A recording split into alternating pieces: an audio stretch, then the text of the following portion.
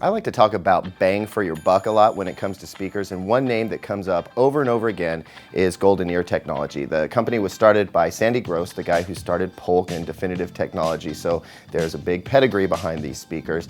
And the Triton 5, which is right in front of me right now, is possibly the best value in a speaker that I've heard in a long, long time. Now, normally if you're trying to get into a high-end audiophile grade speaker, you're looking at spending anywhere from $5,000 to $10,000. The Triton 5 delivers that kind of sound quality down at the $2,000 mark, and here's how they do it. One of the hallmarks of GoldenEar's design is this sort of sock-style speaker grill. You can't just pop it off. So, to show you what's underneath, we've got to sort of disassemble the speaker here. We start by removing this glossy top cap, and then we just need to loosen up the sock.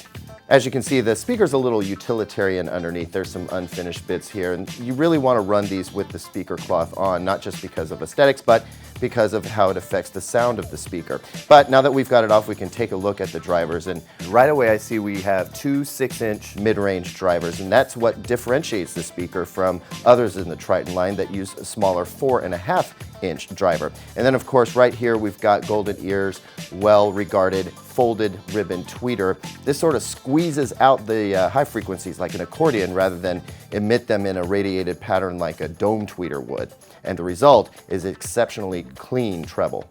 Now most people would expect a speaker of this size to have some active bass drivers in it. This one does not. What you see down here are 2 of 4 8-inch passive bass radiators. They create bass based on what the 2 5.25-inch drivers are doing, and it's well integrated top to bottom. Now we started out listening to these with the Yamaha AS2100 integrated amp, and it sounded good, but the Yamaha tends a little towards the bright side, and paired with these speakers, I felt like the whole thing was just a little too bright. So I switched to one of my favorite integrateds out there, the Peachtree Nova 220 SE, and the synergy between that amp and these speakers is outstanding.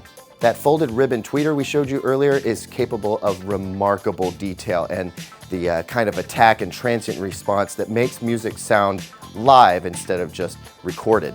Vocals tend to leap out at you. In fact, everything has this presence in the room. The speakers kind of disappear, and what you're left with is a very realistic presentation of the music. They are a very honest speaker too, so if it's on the recording, you're going to hear it, and if it's not on the recording, you're not going to hear it. They add nothing that isn't already there. And then there's the bass. While not super powerful or forceful, it does get very deep. It's very even top to bottom, as I explained earlier, and helps fill out the presentation. Maybe one of the best things about these speakers, though, is that GoldenEar Technology isn't charging you a bunch of money for voodoo. This is honest to goodness, smart engineering put into practice to deliver an incredible sound quality at a relatively low price. And that's something that you're going to feel good about when you own them.